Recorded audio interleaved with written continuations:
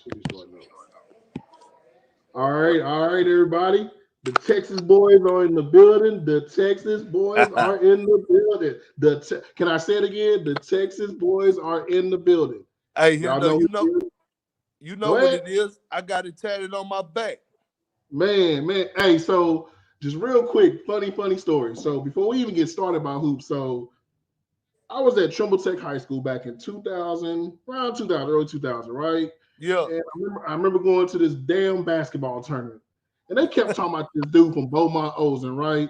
They was like, oh man, he's like Shaq, bro. And I'm like, okay, whatever. And I was like, oh, we can get Dunbar somebody from my district to handle him.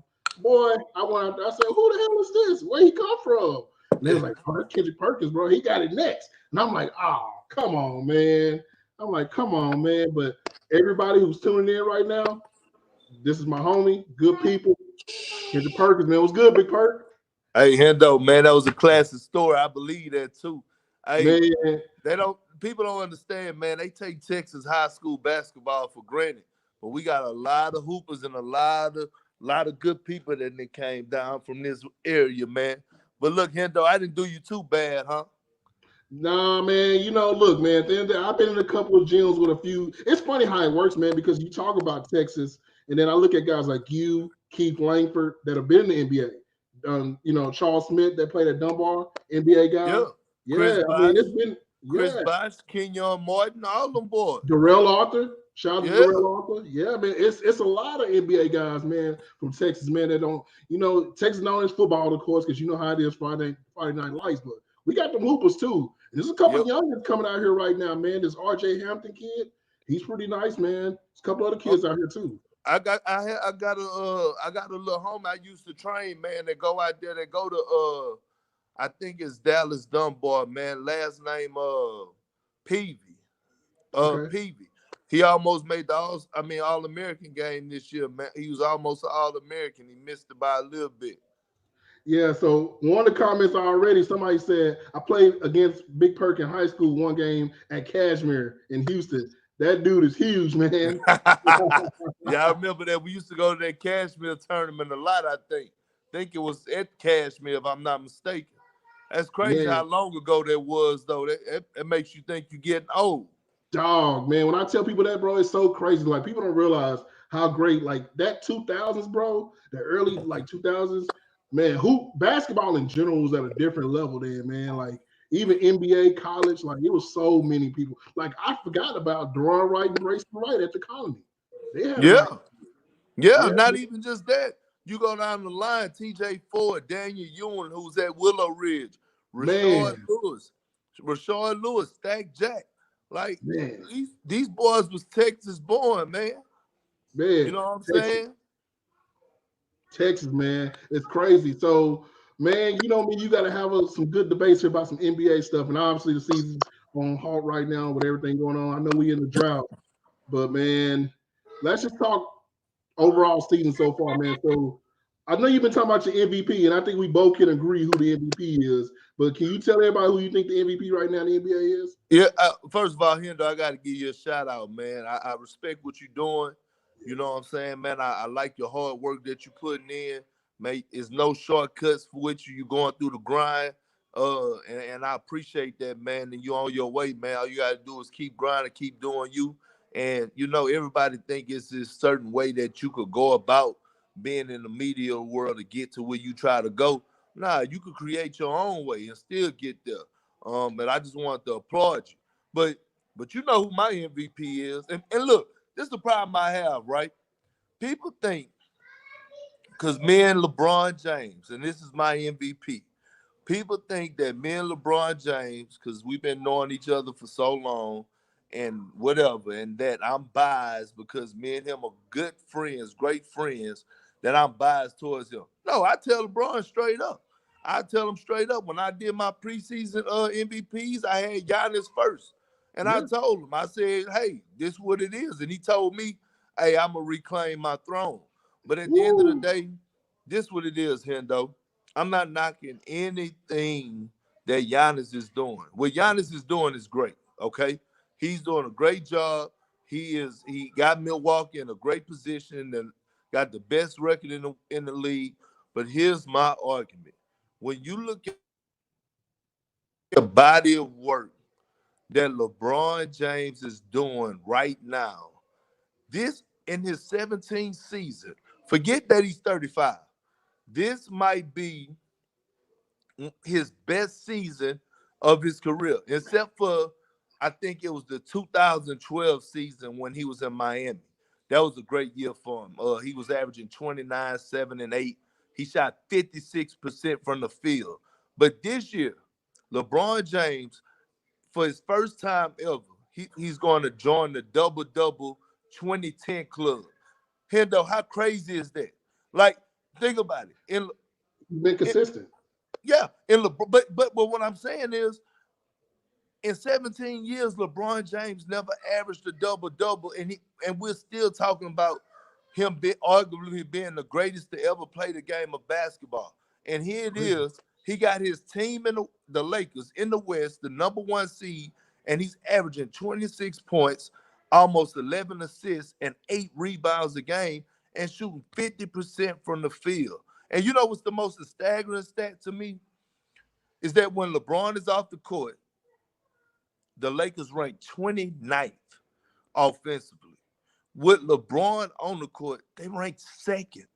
Like, this ain't like a small win. Like, no, this is like apples to oranges. And all I'm saying is he's 3 games back. He has his team 3 games back from having the overall best record in the league. And what he's been doing, I feel like we cannot take it for granted. Yeah, I agree with you, man, because like when I was looking early in the season, I think they came to Dallas for that first game, and it was a close game. Him and Luka going back to back. It's like when I was watching LeBron, it almost like I had a flashback of this dude that I saw back in 2009. I'm like, dude, he's still moving around like this, bro. Like, I don't think people realize how significant that is. And then, like you said, the team is playing well. Like, I know he has Anthony Davis, but man, a lot of guys, when guys are stepping up like Avery Bradley, guys are playing better now. This team looks hard to beat. And my thing is this. People called him out. They said Kawhi was the king of LA. And look, I think Kawhi Leonard is amazing. They said Kawhi was the king of LA. Then they start saying, well, Giannis is the king of the NBA. He heard that. And I kept telling people, LeBron knows, trust me, LeBron looks at everything on social media. He sees that all the noise that everybody talks, and he's going to come with it, man. And he just needed a little motivation. But yeah, I agree with you, bro. Like right now, I think he is MVP. And it's no knock to Giannis, but to me personally, I just don't trust the Milwaukee Bucks. Like, as much as I like the guys on their team, I like Middleton, I like guys of that nature, but I just don't trust that team. Like, I just think that they're a team that's going to run into the wrong team in the playoffs in the East, and they better be thankful Brooklyn doesn't have a healthy roster right now. They better be thankful a lot of things are going in their favor right now. So, yeah. My bad. I lost connection. Go ahead. Okay, no. What I was saying is, like, I don't trust Milwaukee, but yeah, I agree with you, man. LeBron is MVP. Now, I do have somebody in the comments right now. They want to ask you, because I think they're kind of upset with you about this. You said that Dennis Schroeder was the 6th man of the year. Yeah. Okay. Yeah. Okay. And I see he has the thinking emoji. Why? Like, tell me, why shouldn't he be the 6th man of the year? First of all, he's in his. This is by far, scoring wise, this is his 2nd best season scoring wise. He's averaging 19 points a game. Okay. On top of that, he's averaging close to 4 rebounds and 4 assists off the bench. He's shooting 47% from the field. He's 2nd on that team in scoring, leading in scoring. Without Dennis Schroeder, do you think the Oklahoma City will be sitting at the number 5 spot in the West? Absolutely not. He's been consistent for them night in and night out. They go to him down the stretch during the course of the games. I didn't watch him take over games, hitting big mid-range shots in the 4th quarter. Obviously CP is doing his thing, but I mean, I know people love Montrez and he's playing great. That's who I have. Yeah, him and Lou. And I know people also love Lou Will. No knock on that, but man, if you look at this body of work that Dennis Schroeder doing and the what he, like, to me, what he means to this Thunder, he is so important. And without them, they would definitely not be in the 5th seed. And I'm here to say that. Oh, okay, so back to the Who you LeBron got, thing. Hendo? So for me personally, I I get your point because you're looking at the overall team and the roster, and I think that's where you're alluding to when you put Schroeder in there. But for me, I kind of do have to go with like Montrez or like Lou because my thing with Montrez is this, bro. Like I get it, and I agree with your statement on the whole. Like look at Oklahoma City and look at the Clippers and how that works out. But man, Montrez, dog, like yeah, man, that's a tough. I got to go Montrez, and I think that for me, his energy when he comes with a certain energy, man, it just changed. And I know Schroeder's had some games where he hadn't showed up, some games where he had showed up, but like Montrez, man, when his energy is going, bro, them first couple of games versus the Lakers, he was a problem for the Lakers, and No, like I agree. he's an undersized guy, and like I like that Montrez hard, man. Like the dude play with heart, and I like the way that. But like I said, at the end of the day, like yeah, Dennis Schroeder, I think he's one of the guys that's under the radar that a lot of people aren't mentioning for that award, and I think he does kind of deserve some love. Now back to the LeBron deal. So shout out to Cliff. Cliff is a Houston boy as well. He says LeBron statistically is not better than AD, but it's only a narrative for LeBron to MVP. So I would ask you a question on that end. Although if you look at AD and look at LeBron statistically, yes, AD is going to have the better numbers. Would this be more like a Magic Kareem situation? Well, to me, I mean, you got to look at it. First of all, the start of the season, LeBron James passed the torch to Anthony Davis. I mean, he came out publicly. He said that, hey, this is basically Anthony Davis' team. But what we've failed to realize is that you looking at a guy, they impact the Lakers, that they both impact the Lakers differently. Okay. And it's unfair to Anthony Davis. Yes, he has the better stats. Okay, he do. I mean, he's going to lead in rebounding. He's leading them in scoring or whatever. Okay, we know this. But when he's on the court, I mean the Lakers are not better. When like it's not like the Lakers are better statistically. They actually go down. So when I'm talking about the most valuable player, I'm talking about you take LeBron James off this Laker team, where would they be? Mm, Okay, you take Anthony Davis off this team, keep LeBron, what would the Lakers still be? that's They interesting. probably would be in the middle of the West. And this is not no knock on AD, but let's not take for granted what LeBron James is doing, not only on the offensive end, but all of his defensive numbers are up right now, Yeah. defensively. And they're in a high category. Like some of them is ranked number one. His Mhm. efficiency, everything. So when I'm just looking at it, like I said before, it's not no LeBron narrative. Because if that's the case, we could just talk about the whole narrative when he was in the East. We could have possibly gave LeBron James the MVP for about 8 years straight. Like, Yeah. and nobody could have said nothing. But it's just like almost real quick, Hendo. It's like that time with Steve Nash. There's no knock on Steve Nash. Yeah. But like one of those MVP seasons, Kobe, Shaq, Yeah. AI, all of them had better stats and had, to me, a better year than Steve Nash. But what people were saying was he make the Suns go. The Suns was winning 60 plus games. They was number Okay. one in the West. So you know what I'm saying? That's my thing. Don't let's keep that same energy when it comes down to Braun. I got you. That's a good point. So shout out to Rick Gray, man. Rick Gray is also a reporter, man. Shout out to Rick Gray. He says, "What is the biggest factor in determining the six man of the year?" So what would be your? So like a lot of times people look at scoring. So I'll give you a good example. Jamal Crawford, who is not in the league, and shout out to my friend Carl. He's asking why Crawford's not in the league, which I don't know why he's not in the league at this point. But when you look at the six man award, how do you determine how to get a six man award? Is it based off of scoring? Because look, guys like Lou Will, they can put you up 20 and 30 points on a night. A guy like Jamal Crawford was capable of doing that. But when you look at the six man award, what do you see? Well, scoring plays a huge part, but Okay. also scoring, if you're scoring and you're impacting the game and winning, that's what I look at. Like, to me, your six man is really a guy who's supposed to be in the starting lineup, but you really need him to come off the bench because he's that good that he could carry a whole bench and give you all, if give you most, if not all, the scoring off the bench. So six man to me is a guy who's really a starter, but you just really saying I'm bringing you in off the bench, but you're gonna play 30 plus minutes. You know what I'm saying? So at the end of the day, you got to give me somebody that's go come in and not only contribute buckets, but contribute winning plays. And that's the thing that I put.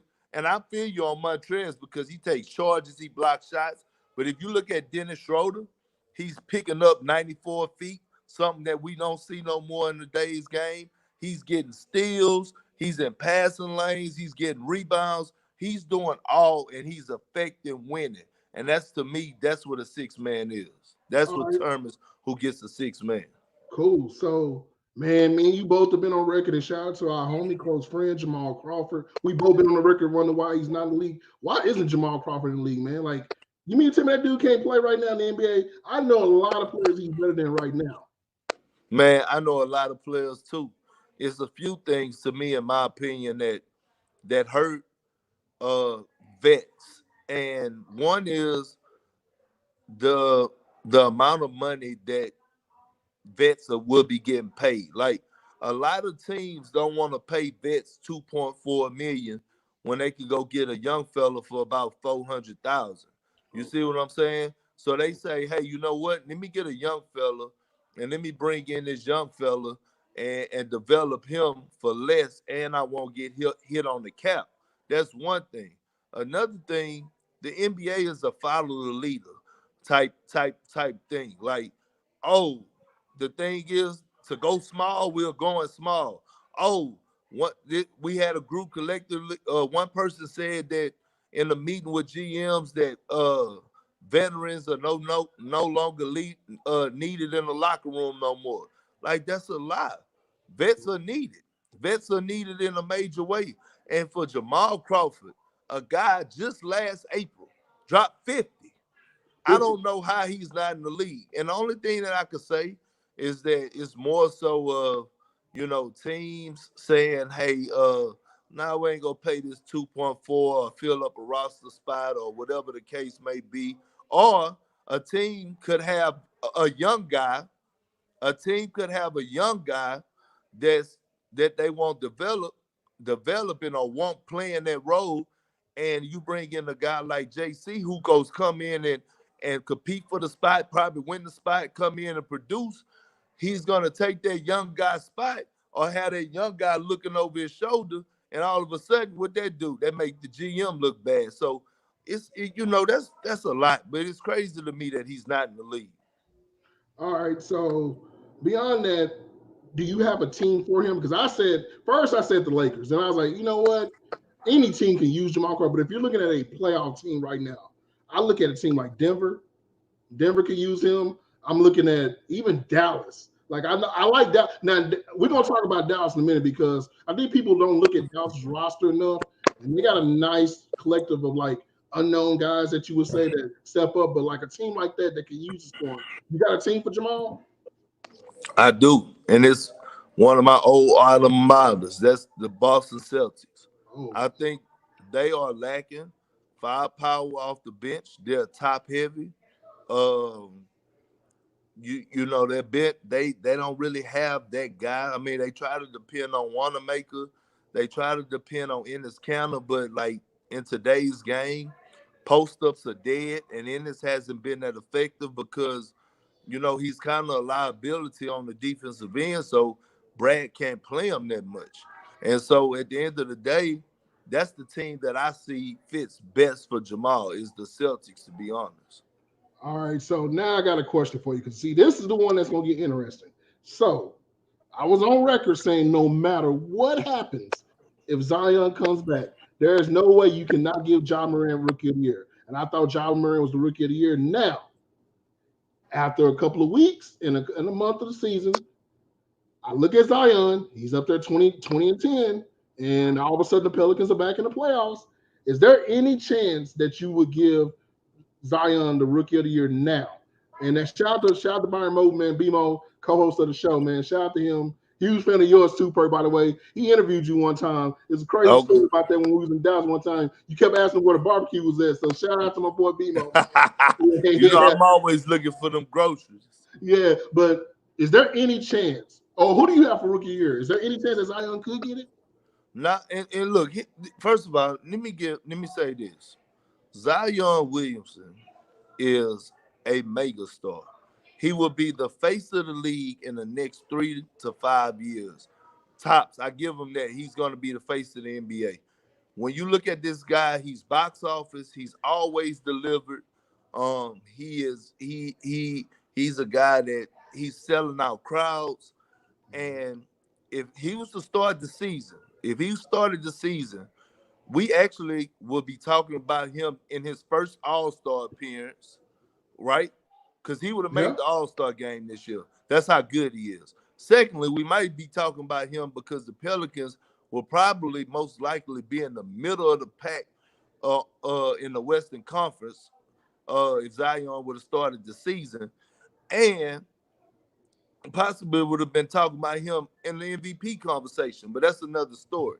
Now, John Morant is averaging what about 18 and 8, 18 and 9, Yeah. and Somewhere in there. he's shooting about 48, 49% from the field, and he has the Memphis Grizzlies in the 8th seed at the 8th seed, and I think he only missed no more than about 9 or 10 games. Yeah. I just can't see Hendo, and I just to me it's just unfair that a guy missed.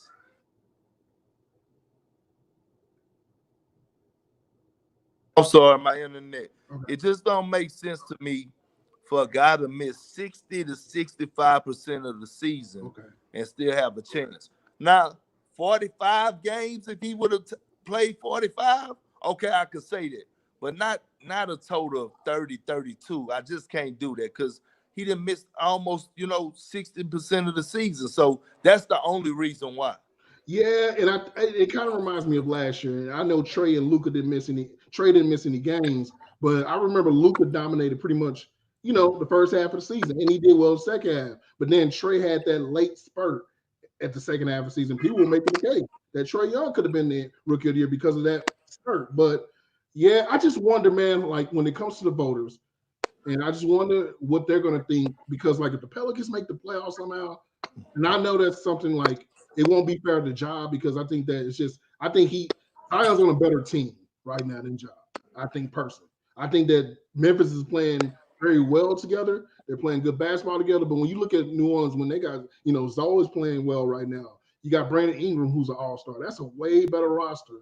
I mean, I like Jaren Jackson, I like Dylan Brooks and those guys on that team, but I just look at the overall team and I'm like, man, Zion's more like you could plug him in on a good young team and he's gonna flourish versus like, yeah, without Ja, the offense is probably not gonna be right. So No, I agree, but I agree 100% with what you're saying. And Zion is on a better he has a better roster, but it's just like 60% of the season. And then on top of that, Hendo, this,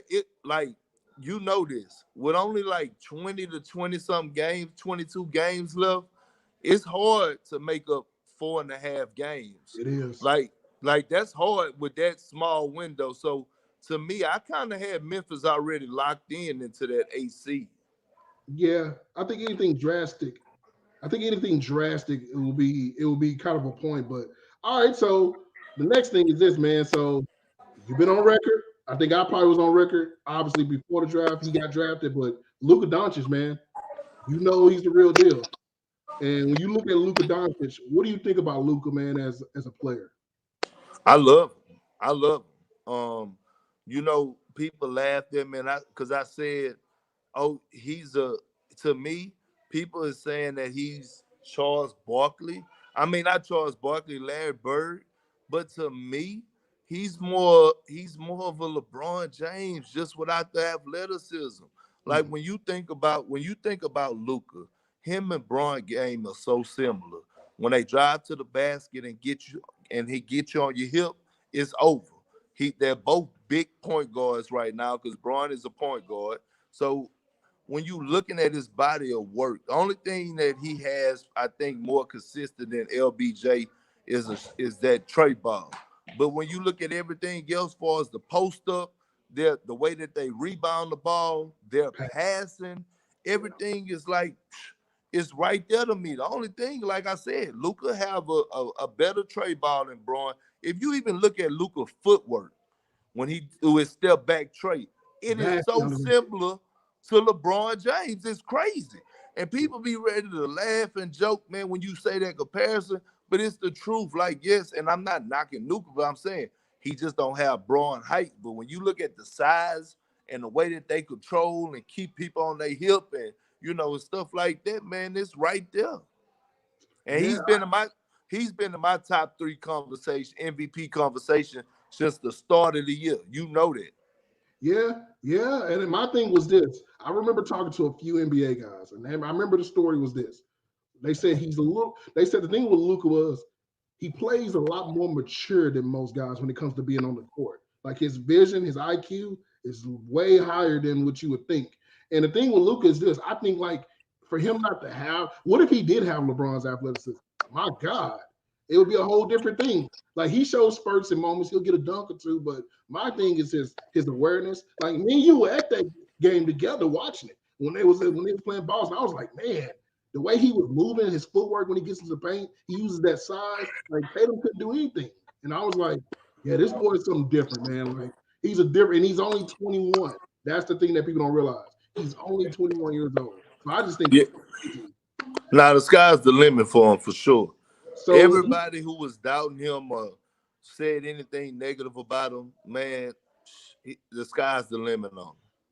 yeah, and that's the thing. And shout out to Cliff, man, because once again, he was like anybody who can dominate the second hardest league in the world, they could play in the NBA. And I agree. I thought people were being a little naive at the fact that he did play overseas. I'm like, that's not easy, bro. Like Right. him winning MVP for Real Madrid was a big deal.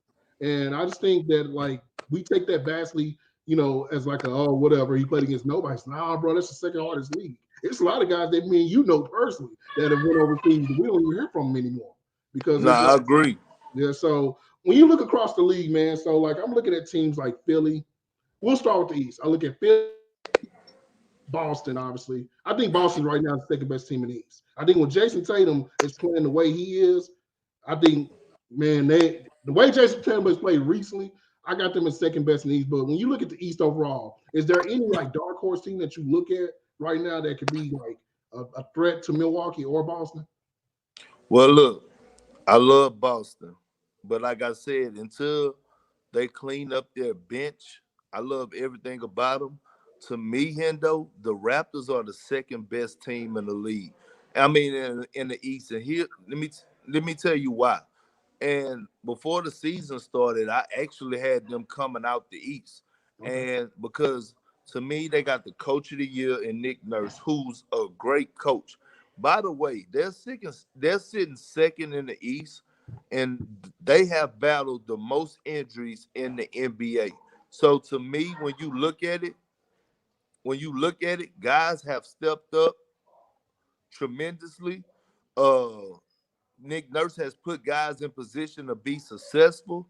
They started a two small combo backcourt with Lowry and Van Vliet, and those guys play every po- possession hard Yeah. defensively. And you know the thing they're battle tested.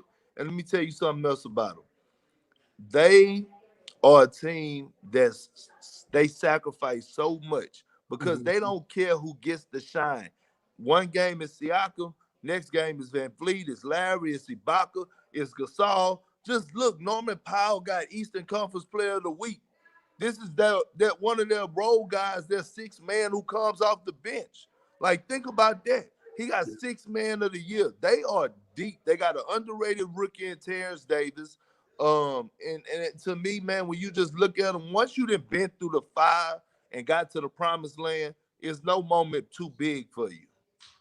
All right, man. So that's good. So another team that was mentioned, and shout out to my man Sonny. He said Miami Heat. What do you think about the Heat? I like I, Bam. You know I like Bam. You know I like Bam. That's the I homie. know you do. I know you do. Listen, uh,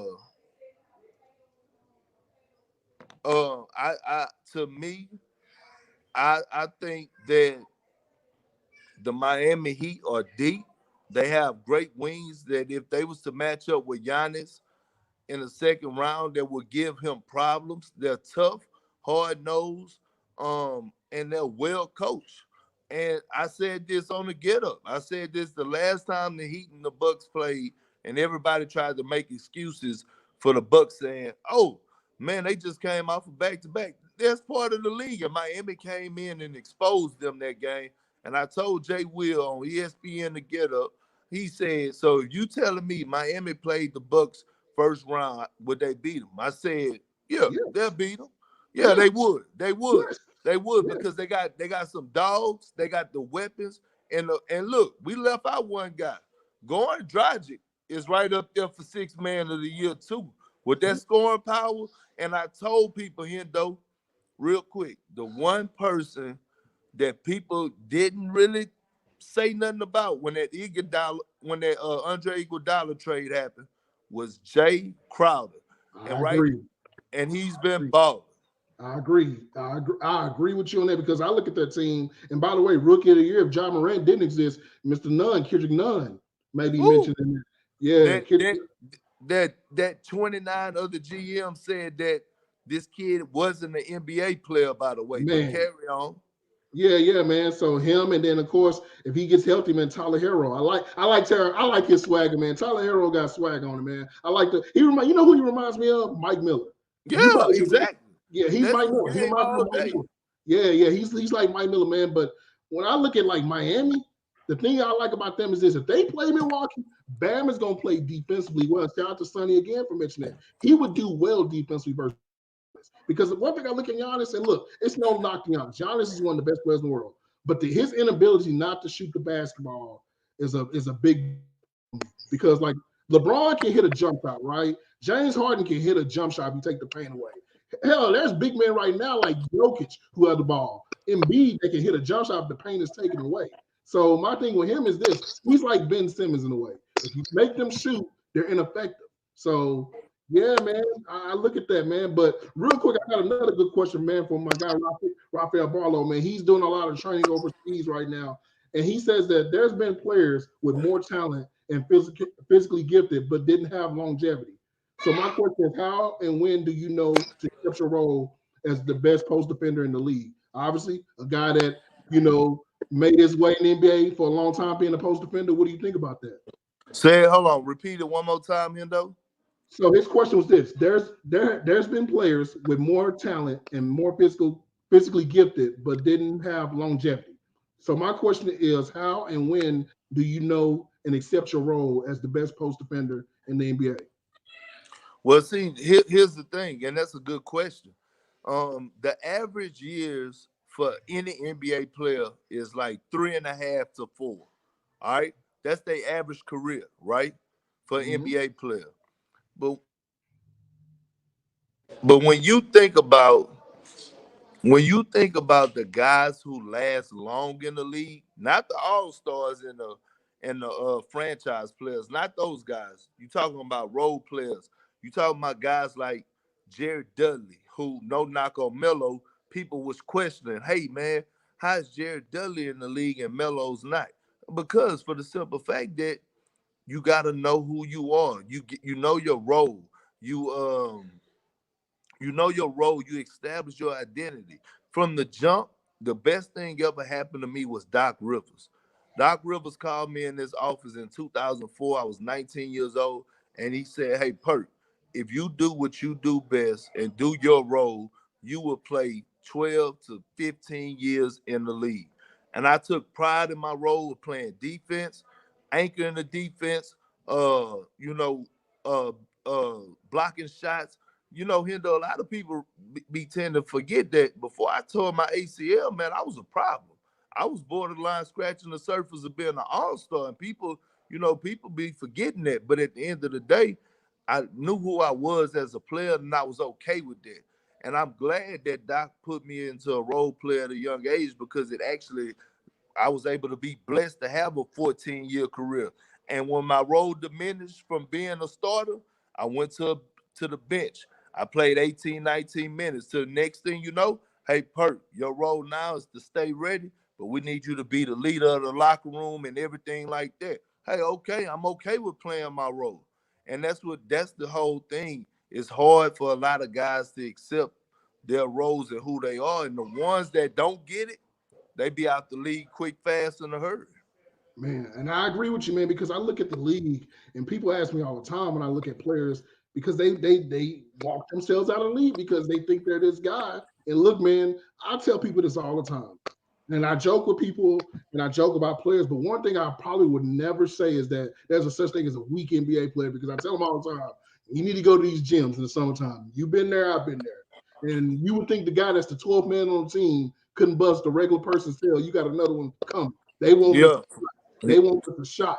And I tell people all the time, a lot of times it's role. Well, speaking of role, I got a good question. So shout out to Cliff once again. He says he's a big mellow ball guy. And I've always thought very high of like mellow ball, of course, like the brothers, the whole family and stuff.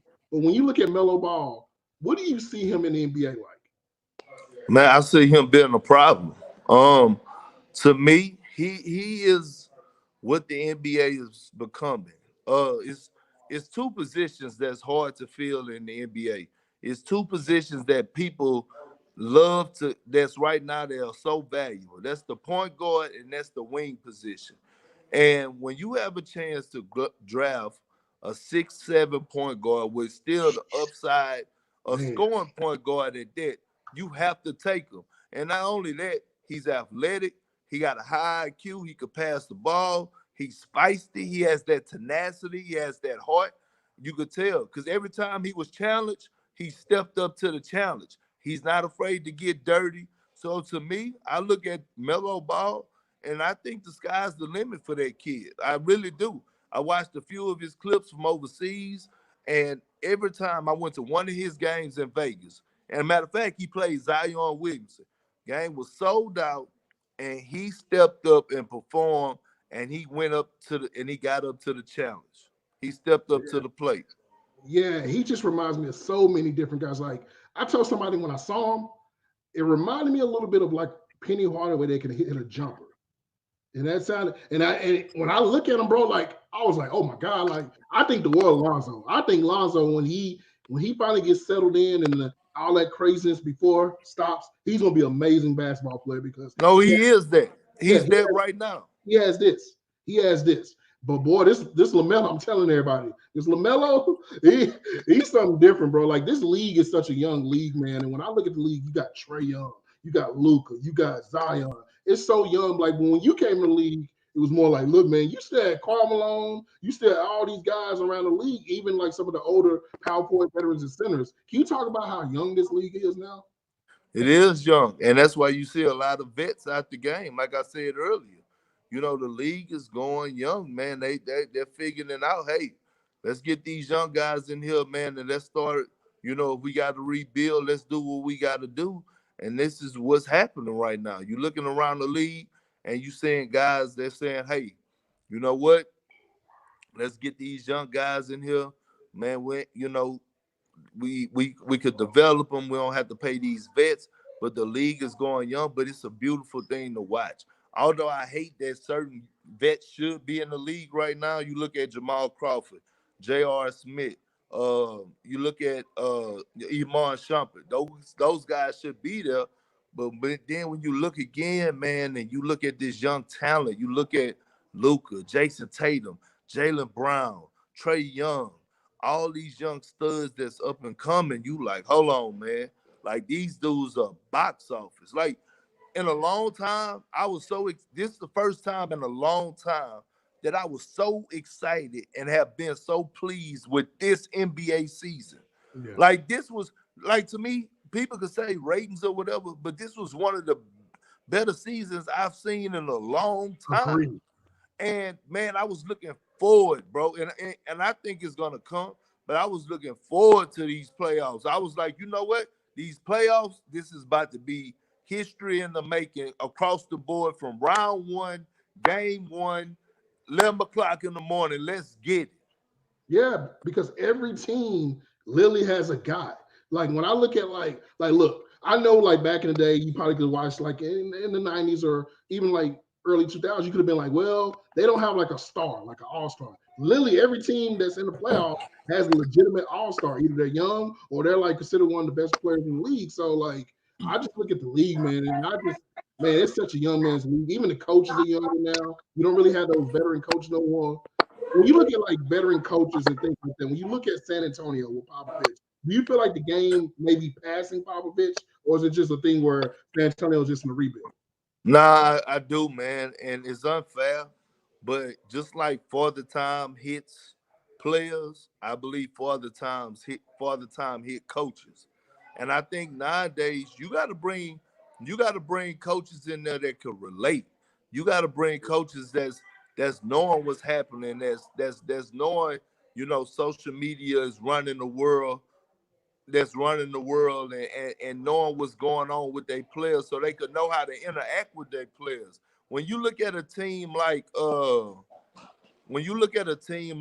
Cavaliers, and I wasn't a fan of the high, although I love the coach from Michigan, man. Jim Oh, Butler. nah, nah,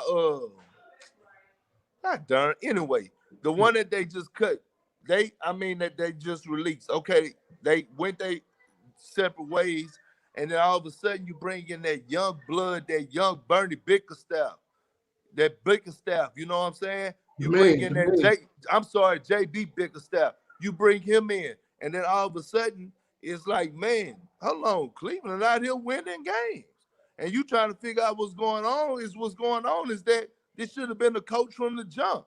So I'm saying young guys out here like Damon Stoudemire, Ty Lue, who should be having Yes, his own squad right now, and you got to move these guys in, man, because to me this is what it's about right now. and I'm gonna tell you another coach that a lot of people don't really talk about him. He's over in New York right now, but I'm gonna tell you what. In a few more years, I'm gonna be looking for him to get a coaching job, and that's Royal Ivy. You know who Oh, Royal Ivy is? oh, Yeah, for sure, for yeah. sure. Royal Ivy Roy, is yeah, yeah, he's definitely different. I played with him for 2 years in OKC. One yeah. of the best teammates and one of the best basketball minds that I've been around. And I'm gonna tell you what, man. I'm gonna go on the stretch, man. I know right now he's on the Lakers, but I see after his career, Rondo. I think Rondo's gonna be a hell of a coach. Oh, for sure, I think he for can do it. sure. I've heard it It's before. I've heard it from coaches say that. So not. It's in the making. I'm talking about like he would be one of those guys that as soon as like he's retired, it's like bam, Rondo's on. all right, so good question from Jerome. Shout out to Rome, man. He said, "What is the hardest transition, or what?" I guess he's asking basically from high school to pros for the next gen players that have that opportunity going forward. What will be the hardest thing for them to transition? What's some good things that you could tell them in order to get ready for the NBA? Well, I mean, the thing is that nothing gets you ready for the NBA like the NBA. But my thing is first you got to surround yourself with good people. And when I say good people, I mean good, genuine people that actually love you or whatever the case may be. Like you cannot have yes people around you that's gonna say yes to everything. Like you gotta have people that's gonna not be afraid to put you in your place, not be afraid to check you on certain things when you're getting out of control. Secondly, when you get to it, don't get caught up in the hype. All the advice that you're hearing from constructive people that GMs, coaches, even former NBA players, guys on your team that they tell you not to get caught up in, don't get caught up in because it's the truth. And you just really you go in, you be humble, you be open-minded, um, and you just start developing great habits. I mean, you start thinking about certain things, you start learning finances. You start learning about, how bills should be paid, how this should be ran, how to start, budgeting. Don't go in thinking, man, I gotta go get me a new whip. Cause if I could have changed the hands of time, a car, all the cars that I had and ran through, I would have never bought if I would have knew better. I'm saying this now at the age of 35, but I wasn't saying this between the ages of 18 and 27 years old because I'm just living a life. But at the end of the day, like I said, man, you go in the league with that mindset that I'm gonna work hard. You gotta be disciplined. It's a lot of distractions. You know what I'm saying? And you go know your good vets from your not so good vets. Be first to the gym every day. Be the last to leave. Make sure you take care of your rookie duties. You gonna have those vets that saying, man, let's go kick it, let's go out. And then you gonna have those vets saying, hey, young fella, you get your rest. And that's how you gotta do it, man. And you just gotta keep growing, learning, working hard. When the gym closed and shit, you gotta get back in it. You gotta go back to the gym at night, hit one of your coaches up. Hey man, I need to get back in. It's hard to get to the league, is even harder, especially coming out of high school. Man. So I got a good. This is a good point someone made, and this has been a hot topic. And I've seen you speak on it before. Me and you actually talked about this in person. How it's becoming a. I don't see how it's an issue now, but apparently the league is going smaller. And with Right. and how do you feel about that? Because obviously being a big man, I think it's to me. I get it what Houston's doing, but this reminds me of Phoenix. Eventually, it will catch up. Like Phoenix did it back in the day. I mean, even though they did have Amari, who was a 6'11", 7-foot guy, they tried to play small a lot. I didn't like it too much. But how do you feel about that with the league doing that now? Well, I mean, the game changing, but the game is not changing and saying that it's a guard league now. No, you still have 6'10" and 7-footers. It is just a different type of. It's a different type of 6'10", 7-footers. That's why when I'm training my boys, I ain't training them for post moves. I'm training them crossovers, behind the backs, step backs, floaters, layups, getting to the rack. Like learn how to handle, be skilled. That's what the league has changed to. And to be honest, for me, I hated it as a big man, a traditional big man. But as a fan and now as a media guy, I like to watch it. It's night and day. Like it's beautiful to watch. It's actually beautiful to watch. It's fun to watch. It's entertaining because you seeing guys that's 6'10" and 7 foot that's putting it on the floor, step back, hezoing, going to the rack, dropping dimes. Like that's beautiful to watch at that size and that height. So, at the end of the day, man, post-ups ain't really what's happening. Like nobody really want to come to the game and watch. I don't want to come to the game and watch people shoot jump hooks. That's just not what it is. So I mean, at the end of the day, the game's changed, and I think it's great for the NBA. I think it's great for the fans. So it's not meaning that it's a guard-driven league because it's really no position. You just got 7-footers like Kevin Durant and 6'10" guys and Giannis that's out there just on the perimeter. That's just what it is. Yeah, I agree with you. All right, so my boy Chad had a question for you, man. He said, "What city do you enjoy playing in the most?"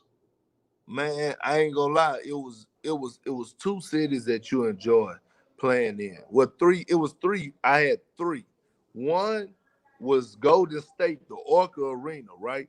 It was something about that environment, something about that crowd, the arena itself. Like it made you feel like you was in the grind, like how it was. Like, you know what I'm saying? Like it was live in there, man. People rocking, the music rocking. You could just feel the energy in there. Down there in Oakland, you know what I'm saying? You feel it. And Oakland's then, different. It's different. yeah, then my second place was Dallas. Man, Dallas Arena is so fun to play in, man. Like everything about it, man. You know the thing that used to get me the most about playing at the Mavs Arena is when you shoot those free throws and it be quiet, but they got that mic in the back that be, how that mic in the back of the rim and you can hear that switch. Yeah, they clank. Yeah. Yeah. Hey man, they used to be so dope, but the energy in there, man, like didn't y'all, don't the Mavericks hold a record for the most consecutive sellouts or something like They that? do, bro. That's Bro, remember when we was at the game and like me and you was sitting courtside talking and like it was just like it was so crowded. It looked like it was a finals game. Nah, it was. But the third, and I hate to say this, is like it's the Garden. Like you in the league, your favorite place is to play in the Garden. Like that's the favorite place. That's like your favorite place. Like no lie. Hendo, I had my career high in the Garden, 29 points. Okay. Like just in the Garden. Now it's something about being in the Garden. Like it's just because of how legendary it is. The shaking of the hand of Spike Lee. Like you want that moment, like as coming up. So like that's like my top three right there. All right, man. So I got a good one for you then. So obviously, Me, you gonna have I need a debate on this one because okay, I respect the Boston Celtics, right? I respect y'all's championship run, but my God, y'all give it to me. Rondo gives it to me every time he sees me. You'll give it to me every time you see me. You guys feel like that, like because of injury, everything stopped, right? Is that what I'm understanding? Like, do you guys feel like you could have won more than one time? Who's gonna win 3 straight? Oh, okay. Let See, me let me tell you, hold on, but look, hold on. Before you do all that, let me tell you why. Okay. First thing first is that our starting five, when healthy, we never lost the playoff series to nobody. All right, that's the first thing. The second thing, think about this. We took the Orlando Magic that year they went to the finals. We should have beat them in game 6 in Orlando, but something happened. We took them to seven, we took them to 7 games with no KG in the conference semifinals, which we which okay, cool. We had after we got past Braun the first year, we never had a problem with Cleveland again. So that following year, we beat them 4-2, went on here. KG was hurt. Game 7, NBA Finals 2010. I mean, game 6, I get hurt, right? yeah, I had Bynum and Gasol and checked the whole series. We go to LA, we up 3-2. We need one game. We up 14 points to start the fourth in game 7. And all of a sudden, all Kobe right. just went crazy on the rebounding, offensive rebounding steals. He willed that team to victory. And the people is like, "Oh, Perk, if you to play, we the one." You goddamn right. Because we never, as a starting five, go pull it up. We never lost the playoff series when healthy. This is facts. Okay.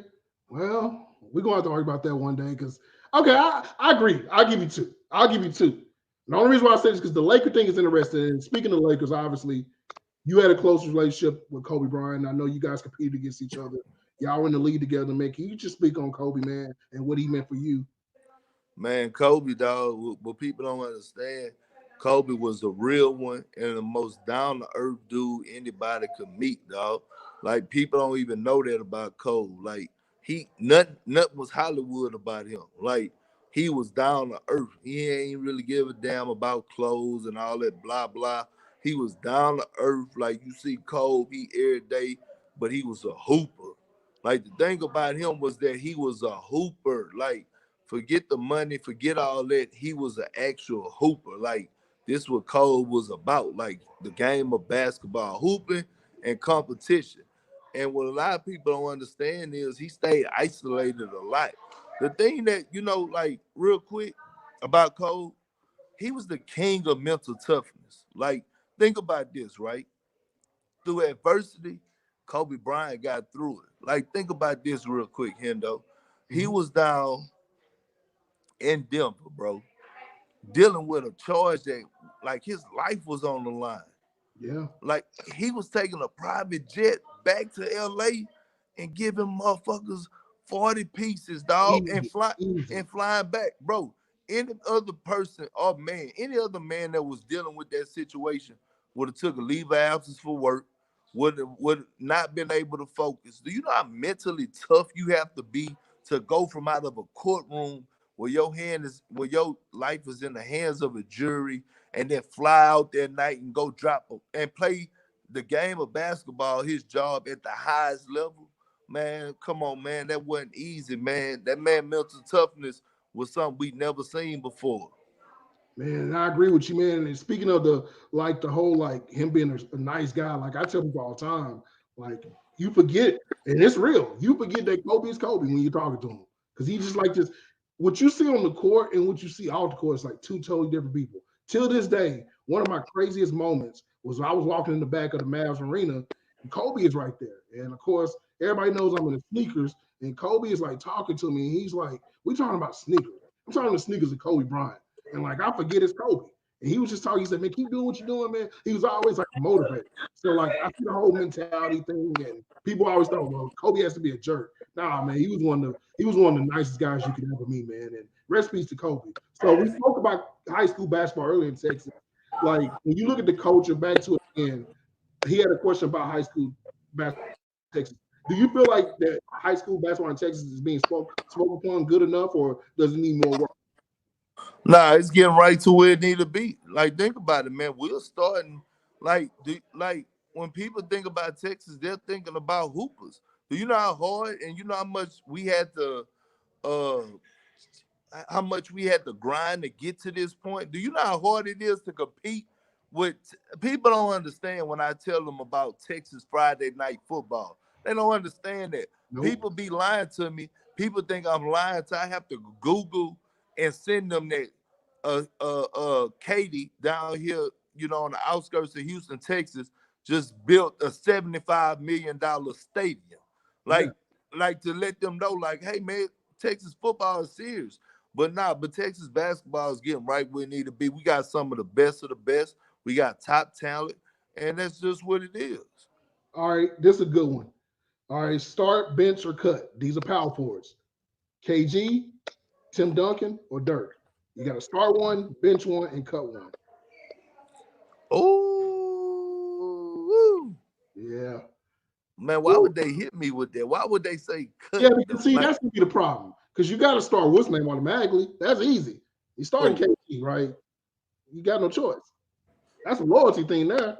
I can even yeah, do yeah, you man, but why it gotta be cut though? Like, that's dang. hey, that's the rule, man. That's what they wanted, man. I can't do if I had to go personal, because I still think Tim Duncan is a center.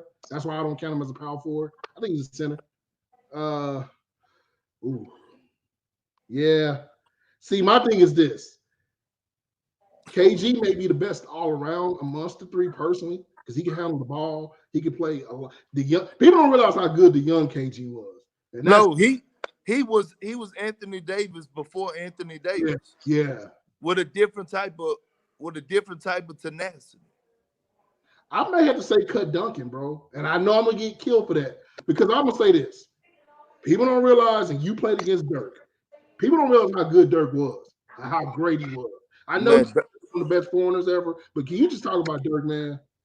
man, Dirk was a problem. Listen, my first year in Oklahoma City, you forgot we met with Dirk in the Western Conference Finals Man, 40 where a they game. went, bro. We could not stop him. I mean, I could not stop him. Me and Serge was having the hardest time, bro. He was in his bag, like for real.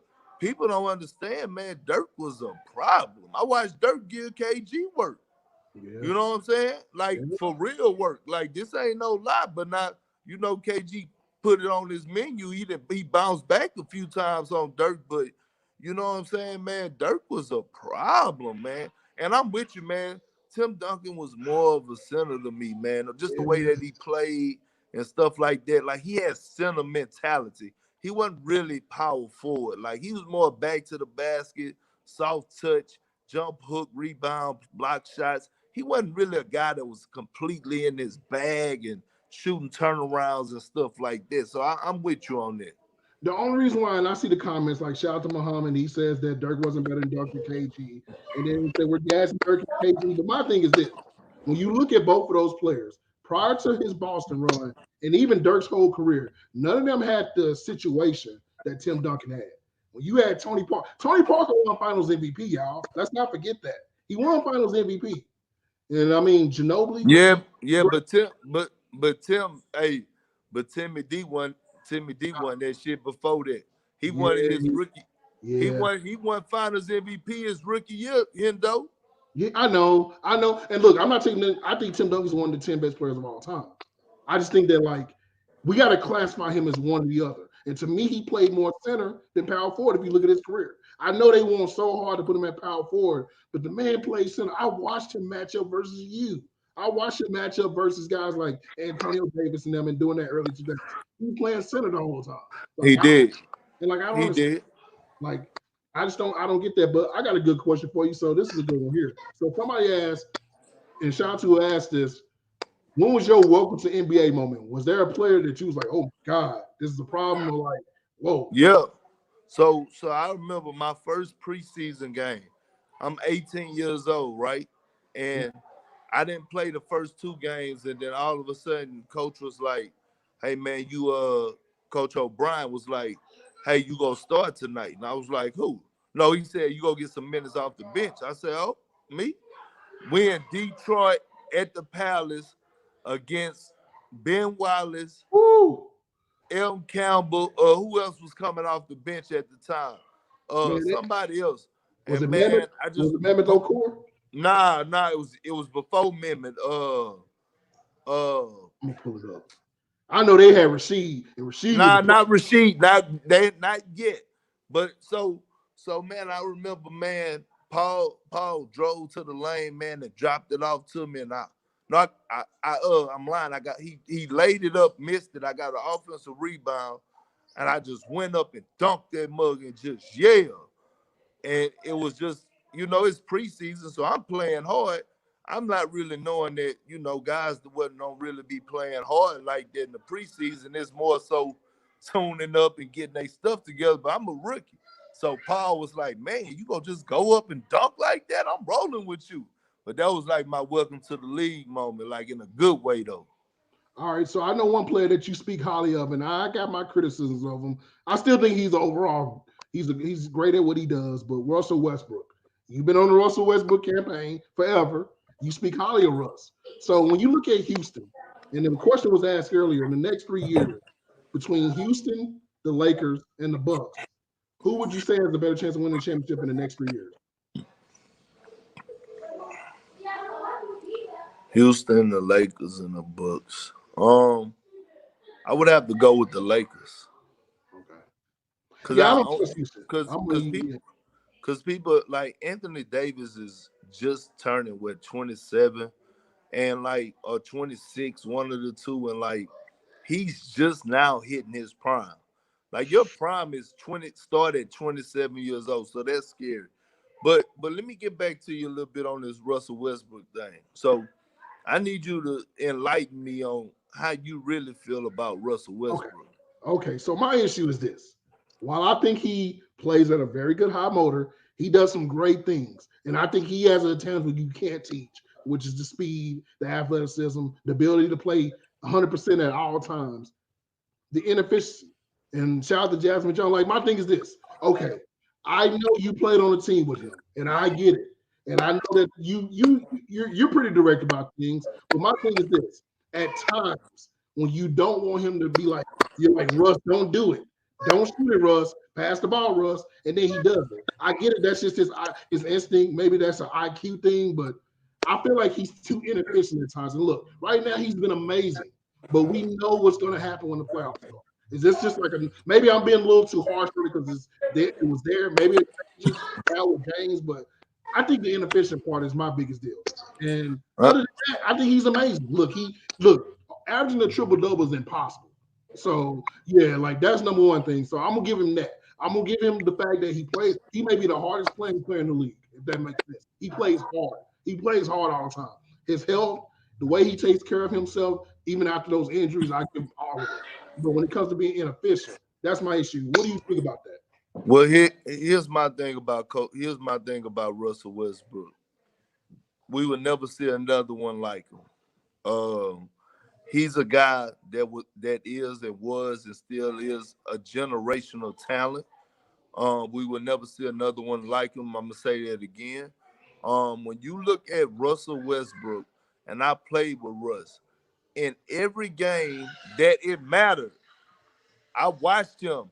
I watched us be down 3-2 to Memphis, and he went to Memphis and had 38, 14, and 14. I watched him in the game 7 against Memphis back at the crib, come back and give us a 40 ball. Like I watched him in big moments. Even during that time when we was playing Miami, he was ready, cocked, and loaded. He was up there balling just as much as KD. And when you look at Russell Westbrook, the thing that I love that he don't get praised for is that he brings the best out of people. You people can say what they want about KD. KD with Russell Westbrook, 4-time scoring champ. Paul George with Russell Westbrook arguably was having the best year of his career last year with Russell Westbrook.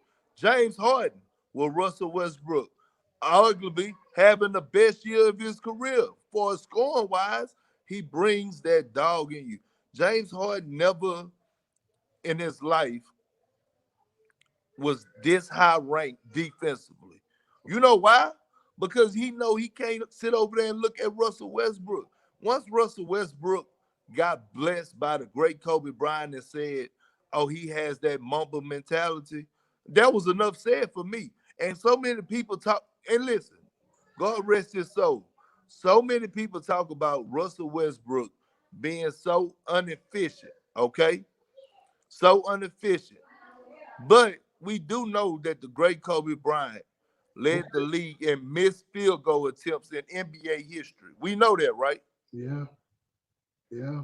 He was in the. There was some. I remember people making chatter when Kobe was playing that he shot too much. He was a ball hog. I agree with you, but my thing is this. I'm gonna go back to the playoff series versus Portland, and this is where maybe my line was drawn at, and maybe because I'm a big Dame Lillard guy, but I watched Dame Lillard in that series be the best player. And maybe it's one series, but I watched Dame dominate him in that series. Hold on. But hold on. You do know Russ was playing on a slight torn meniscus, and I do want you to go pull up Russ and Dame head-to-head matchup in their careers. Dame is up 16 games to 14 games, but Russell Westbrook leads in every other category besides three-point efficiency. So at the end of the day, we got to watch that dominate, because if that's the case, then I'm going to say that Rajon Rondo owned Dame Lillard because he swept Dame Lillard when he was with the Pelicans. Is that fair? No. But the thing is this though. Okay, I'm gonna use this then because you mentioned how players play better, but then I'm gonna play devil's advocate here. I'm gonna play devil's advocate on that. So I look at Victor Oladipo. He's a hell of a better player than he was in the Thunder. I'm looking at guys like Paul. Look, and I wonder why, Hendo. I wonder why. Tell me why. Because you know why? He wasn't that same player when he left Orlando Magic. When he got with Russ, he was taught how to be a dog. Okay. All right. Well, I'm here. I'm here. I'm here. Let's talk. Let's conversate. Okay. Well, my thing is this. While I get that, I feel like at times, and look, I can't speak for the players because every player I've talked to that play with them, they like Russ. So I'm like, okay, well, maybe it's just looking at it on TV. Maybe I think it's just that sometimes as a fan, I'm gonna take out the basketball player as a fan looking at it. Houston could be, Oklahoma City could be down too. You know what's going to happen. They need a bucket. Russ is going to get the ball. Instead of him going to the rack, hitting that mid range, his bread and butter, he takes the craziest 3-point shot, and then they lose. Or he has a costly score. It's a continuation every year. Something happens. I think then it adds up. But I'm not taking away anything from him as a player. I think Russ is a dog. But hold on. Hey. Certain things I just can't. I don't know, man. Like maybe everybody can speak on that, but I don't know, man. Like, I think there's just a thing with maybe it's just mentality. A lot of times people can't look. We appreciate Kobe's mentality now, and I hate to say that now, even though I always thought Kobe was the best players in the league, regardless. But a lot of people now appreciating Kobe's mentality because everything in the wake of what happened. But like Russ kind of has that same DNA in a way, but like man, after a while, bro, like okay. So my thing is this. I'm gonna ask you this. If Houston gets in the playoffs this year, and you know what, I may not even count this season because everything that's going on, it's going to be tough to get back in a rhythm after a month of not playing basketball and expect these dudes to be that. But let's just say if nothing happened, there was a continuation of the season. If Houston gets in the first round, plays Dallas, and they get beat, do we start holding that accountable on him as well and James? I mean, listen, let me tell you something. Houston is the third best team in the Western Conference. I watched them play. They are dangerous. They are spacing the floor. And what they're saying is good luck at stopping good luck at stopping two of our former MVPs in their prime right now. Good luck at stopping them. And you can't. I went to a few games. Yeah, they had a little slump. But Russell Westbrook, this is the best he's ever been far as D'Antoni and Daryl Morey, they put Russ in the best position. No knock on OKC that I've ever seen. They space the court with 5 shooters and the paint is wide open. this is why. This is the reason why in the year 2020, Russ is leading the league in points in the paint. He's abusing people. He cannot be stopped. And then when James Harden is in his bag, by the way, Covington is an underrated Trendy. defender. Yeah, yeah. He really is. He's a huge part, and he's every bit of 6'9", 6'10". I stood right on the side of him. But all I'm saying is that people need to watch out for Houston, because if both of those guys are on in a 7-game series, it's going to be a problem. See, and I'm going to say this. While you named everything player-wise, there's a common denominator there. The coach. See, to me, that's what voids that. Because to me, in a series, I'm taking Dallas. If they play Dallas State, I'm taking off my fan hat, everything that I involve myself. I've watched Dallas play them this year. Even since they went small. Yeah, but KP would even playing good at this point. Like the KP now, compared to what he was when they played, Luka was giving James Harden buckets. I watched that game. And I'm talking about since they made this adjustment. Yeah, since the adjustment, we haven't seen him play yet, so we'll see. But my thing is this: I don't trust D'Antoni. And to me, if you're telling me right now, everything you said sounds great. The players that you named, I love PJ. I love Covington. 3D guys, both of them play great defense. But it comes down to the one thing, and that's the coach. Like, think about this. Every team's biggest success is by having some sort of formidable coach. Miami Heat, when they had LeBron and Bosh and Wade, I don't think they would have been as successful with Stan Van Gundy as they were with Eric Spoelstra, if that makes sense. Like, you guys had Doc Rivers. Like, the Mavericks have Rick Carlisle. Like, you got to have that coach, bro. And I feel like at the end of the day, if Rick getting a series with D'Antoni, we out coach. That's an out coaching situation. Not even to have to do with the players. Because look, I mean, yeah, but at the end of the day, you still got to respect that it's 2 MVPs, and that at all times the Rockets are going to have an MVP on the court at all times. That's one thing you have to respect. And it's always dangerous. Listen, it's always dangerous. It's always dangerous when you look at 2 guys that are capable of going for 40 plus a night in the playoff series. That's dangerous, Hendo. It is. That's dangerous. That's dangerous. And I agree with you. Like, when you look at the star power there, I think this may be the time that James Harden, outside of his OKC days and maybe first year Dwight with him, this may be the best duo that he's played with. So I'll give you that. But my thing is this. You're going to tell me that Mike D'Antoni is going to win the games. Because at the end of the day, James and them can go off. I'll count them for 60 points, those 2 together. And I'm going to give Covington 10 or 15. But, man, I'm looking at a team like Utah, right? Quinn Snyder got them boys playing, right? I'm looking at Dallas. You couldn't tell me right now, Dorian Finney-Smith, and shout out to Dodo, shout out to all them dudes on the Mavericks, Maxi Kleber, none of these guys will get playing time on half of the teams they're on. Them boys are Dallas. And that's what proves my point, that not only, like, if you look, let's look at talent-wise. Like, let's match Houston role players up with the Mavericks role players. Okay. Like, people could say what they want about Austin Rivers, but Austin Rivers be balling. Yeah, I think Austin gets a bad rap. Look, I've asked NBA players that are like legit, like top 10, 5 players in the league. They all think highly of Austin Rivers. I think Austin Rivers. I think it's just some things that happened when he was younger, and then of course him being Doc's son. Yeah, and then you got that. Not only do you have that, you have guys like Eric Gordon. You know what I'm saying? Who's a player. By the way, I'm gonna tell you this: that House Jr. brings more to the game than what people even could dream of. I tell you that, man. If you watch this, I like him. And I'm just looking at their team. Jeff Green, another athletic guy that's been to the promised land. I watched in Cleveland step up in big moments. So I mean, it's neither here or there. But I just got a lot of, and I wasn't a fan of D'Antoni's or the Rockets to start the season. No, you weren't. But when they made this move, and I went to 4 of their games, I said, "Hold on, man, this look dangerous. This look real dangerous." Okay.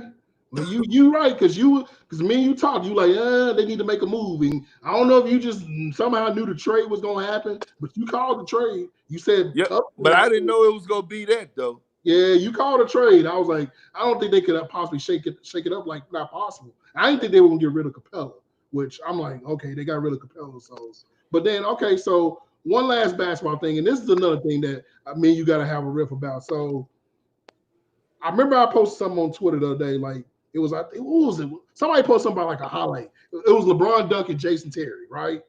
And at the time, Jason Terry played on Boston.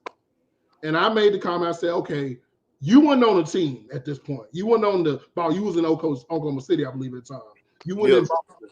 And I said, man, do players actually on the opposing team or the same team, do y'all make fun of guys on y'all team, or do y'all be like, damn, you got dunked?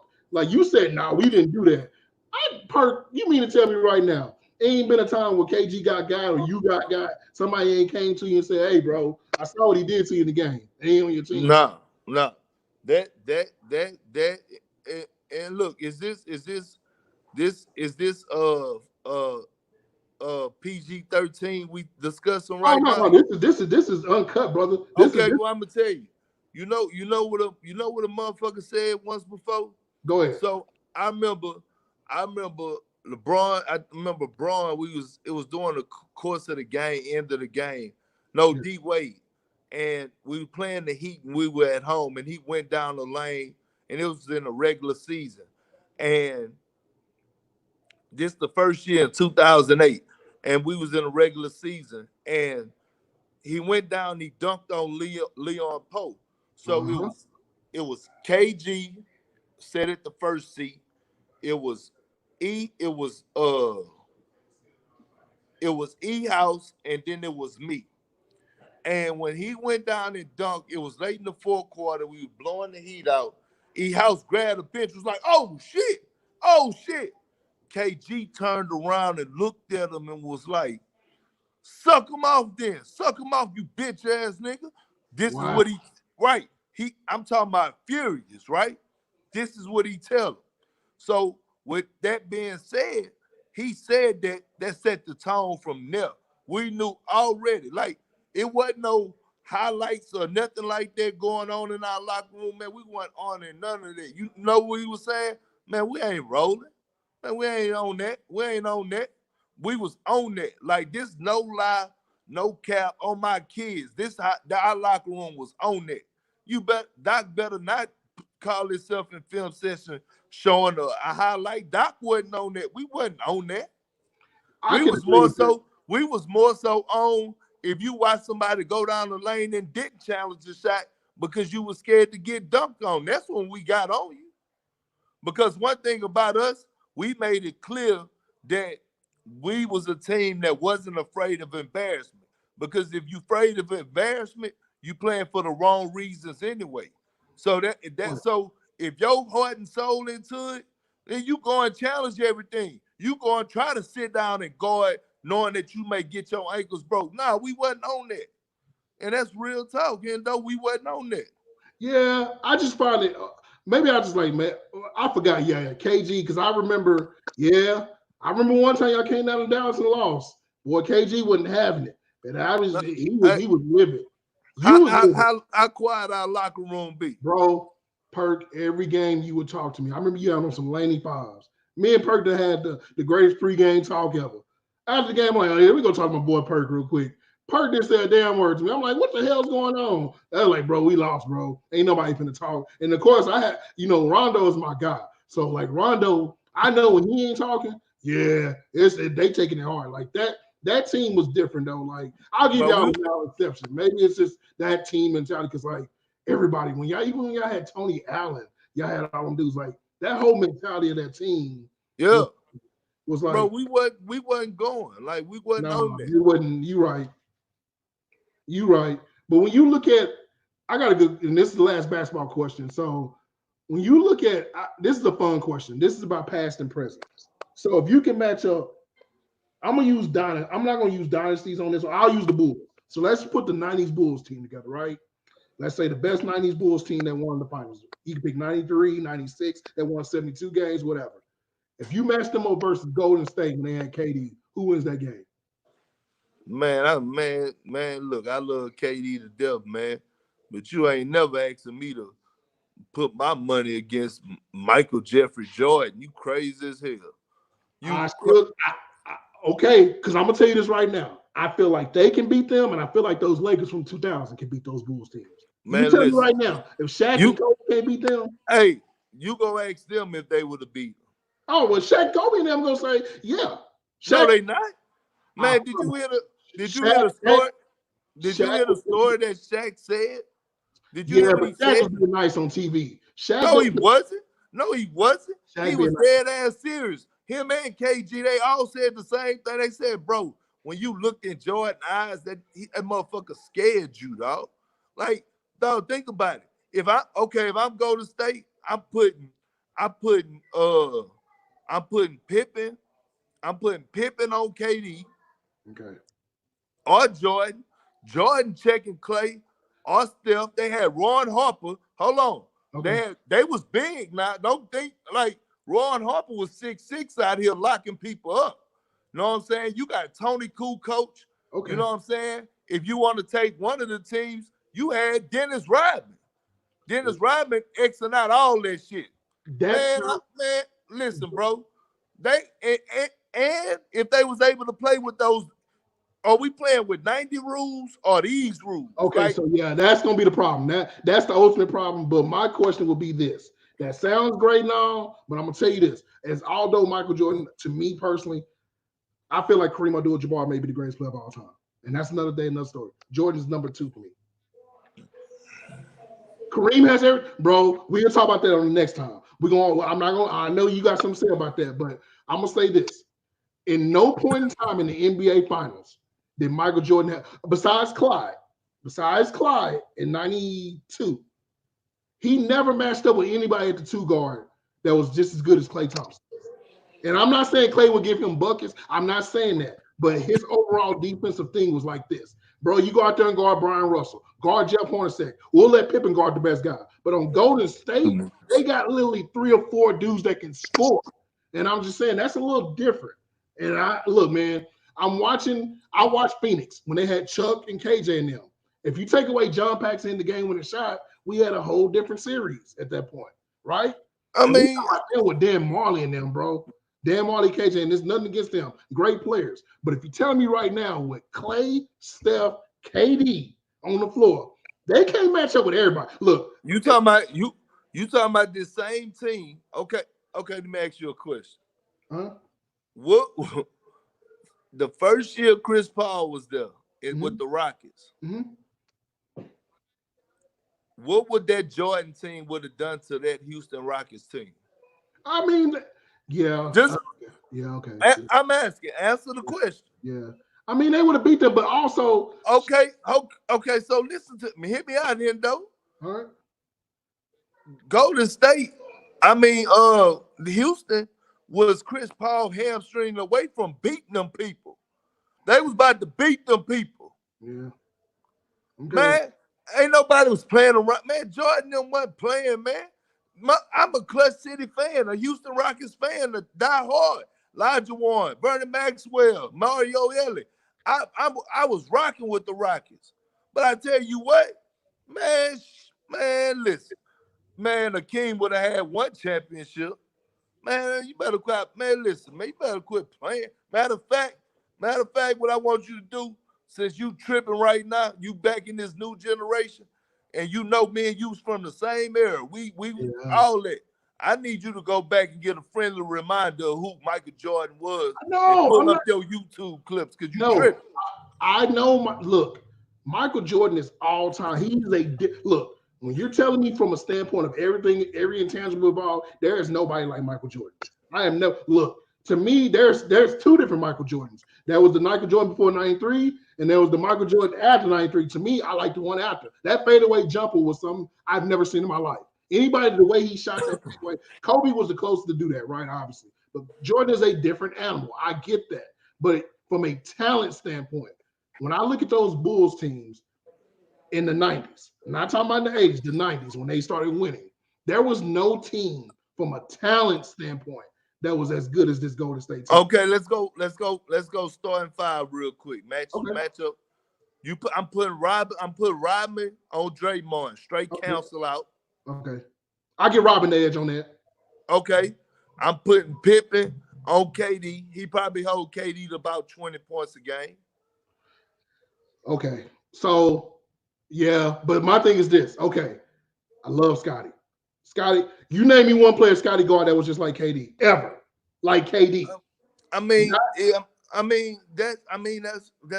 not the point. I'm talking about physical and KD. I'm not saying that KD out of 7 games, out of 2 or 3 of those games, he wouldn't probably give him a 30 ball, but it would be the hardest 30. I guarantee you, KD ain't never had a motherfucker like Scotty who checked him. Okay, put Jordan on him. Okay, if you put Jordan on, but see, my problem with that is this. Jordan's going to eventually get tired. See, the thing that helped the Bulls, no, the thing is this. You got to agree here. The thing that helped the Bulls out was the fact that you had Scotty who could guard those guys. Now you got 3 of them. So, okay, you let Jordan guard KD. Then you're going to let Pippen run around screens the whole day trying to just guard Clay off a screen? Then fuck it. You put Jordan on Clay. Okay, I get Jordan wins every matchup. It don't matter who Jordan's guarding. So and then you put that 6'6" frame who was known on Steph Curry. Okay, if we play on today's rules, it wouldn't be fair. Steph would kill him. I agree with you if we play the 90s rules. How would he kill him when Steph never really killed in the finals anyway? He averaged 20. Okay, so that's nothing. He never killed. He don't have a finals. You can say what you want. Okay. I watched Matthew Dellavedova do something to Steph Curry. Matthew Dellavedova. Yeah. I watched it. Okay. When Iguodala got the finals MVP, I watched Matthew Dellavedova do something to Steph Curry. But Steph, okay, so I get it because we're used to Steph scoring 30 with ease. He averages 26.5 points a game in the finals. I don't know how great that is, but I think that's pretty damn good, right? Compared to he plays you put Ron Harp on him, what he average? I give him the 25 still. Look, man, look, if you're telling me right now, nothing stopped John Stockton from doing what he was doing. John Stockton was still out there giving 19 and 12 a game versus Ron Harper, right? So what is that going to start? You tell me right now if he going first off, John Stockton was nowhere near the shooter that Steph is. Steph is like that's the thing. Steph don't even have to have the ball. You got to go chase Steph. And my thing is this: coming off of all them screens, that's a little different, bro, than versus like. Bro, do you know these motherfuckers? And we got to get back to this, but Hendo, do you know back in that day they was the king at hand checking, the king at the 9 people. Like you couldn't smell it. You couldn't. I'm on you. Hand check, forearms, elbow to the neck, all this. I give you the rules, but I'm just saying from a talent standpoint, you can go down every one of those 5 things. So let me ask you a question: If the Warriors with KD played the Jazz with Carmelo and them in the finals, who wins that finals? I would give that edge to the. That game will go 7 games and the Warriors will win. Okay, so so you got that. So the Sonics with Sean Kemp and Gary Payton. I'm giving that. Because to me, Sean Kemp's skills wasn't all that. Like he was great. Like a lot of people don't understand that. Like his skill set wasn't like that. He was just a super freakishly athlete. That's all he was. He and I make an argument every time people try to say him and Blake Griffin. I feel like Blake Griffin's a better basketball player. Hold on, I see somebody just said KG don't have a Finals MVP. What the hell does that mean? He have every other award, and he should have got the Finals MVP that year when we played in the Lakers. But the right thing to do, it should have went to Paul Pierce. Yeah. He been there. You got to understand the legacy of it. Like, don't get it twisted. KG was 22 and 12. Yeah, that's gonna be a hot topic. We gotta take this bull because my thing is this: I'm not taking. Look, if you ask me even the Lakers, I'm telling you right now, you can make the argument for the Warriors. I'll give you that one. The Bulls beat the Warriors. But I don't think there's a way possible. If you're telling me the 2001 Lakers with Shaq and his zenith and Kobe with Rick Fox and Phil Jackson then versus the Bulls, man, nah, there ain't nobody in the world that's stopping that Shaq. And I'm sorry. Now Shaq was a dog, man. But Yeah. let's not like yeah, it was somebody stopping Shaq. You know who stopped him? Oh, Rodman, you gonna use that No, argument on me? no. I'm gonna tell you this. It's somebody that stopped him. Ben Wallace. Okay, 2000. We're gonna talk about that on the next time we get on about 2000. All right. Because yeah, 2004. That was a little yeah. That's kind of like the last go run for y'all. There was a lot of things going on and just things. Okay. All right. Okay. Cool. Yeah, But yeah, we'll get back on it on another yeah, time. yeah. I get what I know what you. I knew you was gonna get me with that one. I know that people been trying to use that, but my thing is this: that team was in no shape to win. First off, the whole thing with Karl Malone and Kobe, bro. All that was going on, right? So like it was just a that was a weird time. But we'll get back on it. yeah, so I'm gonna end this real quick. We're gonna play a hip hop trivia game real quick. It's called Got Bars Official. So we're gonna play some. I'm gonna ask, it's not really so much trivia, it's more opinionated questions. And I'm gonna ask you a few questions real quick, and you got to give me some good answers on this. So these are the action cards, and the first question is Jay-Z or Nas? Going with Jay-Z, man. Nas had bars, but Jay-Z, but Hov, like he's delivered every single time. Like over decades, he's delivered. Never vanished, never went off the face of the earth, or we have to go back to just this one track. Like nah. Hov giving bars every single time. Like right now, it's like 15 off the head that I could name straight that I could say Hov just killed that. Oh man, even and to me, Hov has one of the greatest hip hop albums of all time, which is Reasonable Doubt. And of Oh, course, for sure. I was going through my little CD thing earlier, man. I found my 444 CD. I forgot I had this. I forgot I had it. I need to go. I'm gonna have to put it. I still buy CDs, so I'm crazy like that. But all right, next question. Name the best rap group ever. Best rap group ever. You better have one answer, or maybe two. Consider Best what. rap.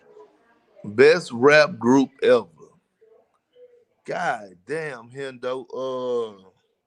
So you, so I'm gonna keep it real with you. You know you from Texas, and I get the same slack for this. 'Cause I don't pick the people from Texas. But so you got the Ghetto Boys, you got obviously UGK, and then you have outside of Texas, you got Outkast, Bone Thugs and Harmony, Wu Tang, NWA. The list goes on. Man, I gotta go with Ghetto Boys, dog. Ghetto Boys changed the game, dog. Like it's like Scarface and them, man. They was on some other shit. Like for a minute, they took over the rap game. For Right. like a short period of time, they was them dudes. Okay. All right. So next question: what was the first hip hop album you ever purchased that you remember? Was it was Biggie. It wasn't Life After. Was it Life After Death? Or was it Ready to Die? The second? No, Ready to Die. Okay. Ready to Die. That's Okay. what it was. Biggie, Ready to Die. That was my first CD I ever went and got. All right. Speaking of Biggie, who's better? Who would you prefer, Biggie or Tupac? Man, when you talk about bars, like Biggie was ahead of the game back way then. Like when you talk about, you know how people be like, man, that shit way over your head. He was saying shit that today we'll be like, damn, hold on, man, that nigga, he dropped them bars. You know what I'm saying? But when you talk about like getting up out the bed, like inspiration, like let me get to it, like it, nigga, it's you got clouds over your head. Man, you got to talk about Tupac. And that's the only reason I got to give it to Pop. Pop gave you that music that, you know what I'm saying, get your blood flowing, dog. Feeling some type of way. You know what I'm saying? Yeah, agree. I agree with you on that. Because you can listen to Pac. I tell you what, when they cut Pac on in the arena, it's just a different feeling. It's a different It's vibe. it's different, bro. All right, two more. Who's the current king of hip hop? Man, it's crazy that as crazy as this sound, the current king of hip hop right now, like Jay-Z don't count, right? Yeah, When Jay you Z. say Well, I mean, yeah, he could count, but he don't count. Yeah, he don't count. nah, his stuff is carved in stone, man. So man, you gotta say Drake, dog. Yeah, Like, yeah. like, like you can't even. It ain't even like it's apples and oranges. It's Drake all day long. Okay, I agree with you on that. All right, so between these three, I'm glad you mentioned Drake. So between these three, which one do you prefer? Kendrick Lamar, J. Cole, or Drake? You gotta give me Drake because he giving me a mixture of things. He giving me a mixture. You know what I'm saying? He Drake came with that. You gotta understand. He was discovered by the mob, which I'm family with, ties to the big homie Jay Prince. One time Like, with Jay Prince. yeah, his first hit came off the Long Drive beat, where people don't even know about him though. Like, people don't really know the original Long Drive, like the June 27 beat. Like, people don't know that. Like, Mhm. you know what I'm saying? When he came on that, I'm like, hold on. And then he mixes it up. Hey, you want me to jump on here and drop some bars? Or you want me to go on here? You want me to sing? You Yeah. want me to make this dancing music where I got motherfuckers pulling over on the side of the road doing Keisha? Do you love like Yeah. man? He just changed the game, man. Yeah, man. And one time for Houston, man, I can't wait till they do this DJ Screw documentary, this movie series, bro. Like, as Oh being a yeah, being a Texas boy, I tell people all the time. There was a point in time in the 2000, like late 90s, early 2000s, man, when the only thing I used to listen to, I swear, I used to love Magnificent. Shout out to Magnificent. Rest in peace to 5050 Little Twin both. Shout out to the 5050 Little Twins, Swisher House in general, the Color Changing Click, everything. You know, Screwed Up Click. Shout out to all those boys. Shout out to, man, all the stuff that we was listening to in Houston, man. Houston really put Texas on the scene. I mean, I know I'm being a forward Dallas boy, but being real, man, like Houston, just in general, that overall space. You got the Ghetto Boys, man. You got everything in Houston, man. During that time was just really big. And rest in peace, no, DJ Screw, man. Like, people don't realize down here that was a big deal for us, man. Like, having all no, that screw music, man. It really changed a lot of stuff for us. Shout out to Michael Watts, of course, Slim Thug, all of them, man. no, facts. All right, man. So we're Uh, gonna get out of here, but I need you to go on it. First off, man, I know you got this little pup business, man, thing going, man. So I need you to go on and plug all your stuff in.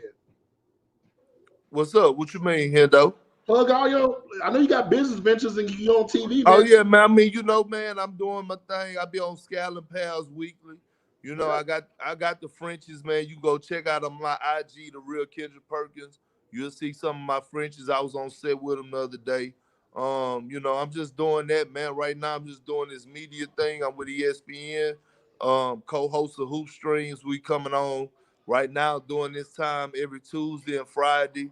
So I mean, it's just me, man. I'm just doing this media stuff. I do, mess with the Frenchies on the side. I sell them. My Twitter, people say my Twitter be pretty cool. One of the funnest follows, Kendrick Perkins. So, I'm just happy to be here, man. And I appreciate you, Hendo, for letting Oh, me jump on with you you today. know it's love, man. We Texas boys, so we gotta back each other, man. We'll get you. We definitely gonna set up something for next week, man. Try to get us going again, because everybody wants us to get us going. And shout out to Hoops Jargon, man. I'm gonna add you to the crew, man. This crew called Hoops Jargon. They've been getting at it, man. They the ones that's gonna grill you, man, because they majority are all Houston people. So that's Shout out to Hoop Jogging. shout Shout out out to to the Hoop Jargon, family. man. Shout out to BoxDen.com. Shout out to Most Sports Talk Radio. Shout out to C Hendo. Shout out to everybody, man, tuning in around right now, man. Yeah, man, y'all be sure to follow Kendrick Perkins, man. This is a good dude. Trust me, man. The way he is right now, when you meet him in person, it ain't no different, man. He's one of the realest in the game, man. He's good people to me, man. He's always been around, been knowing this dude for a minute, man. So we're gonna be out Same here, there. Hendo. Appreciate y'all. Y'all be sure to subscribe to everything that he does. Subscribe to me. Would definitely subscribe to him. I'll be sure to post all this stuff in the descriptions. And yeah, man, if you're into them pups, man, check my boy out, man. He got some nice ones. He got some nice ones. Appreciate it, Hendo. Yeah, man. Love, bud. Yeah, man. Y'all, I'm gonna be sure to tag in everything, man. So definitely Kendrick, Perk, stay on here real quick. I'm gonna end it right now. We appreciate y'all coming through and everything, man. Peace.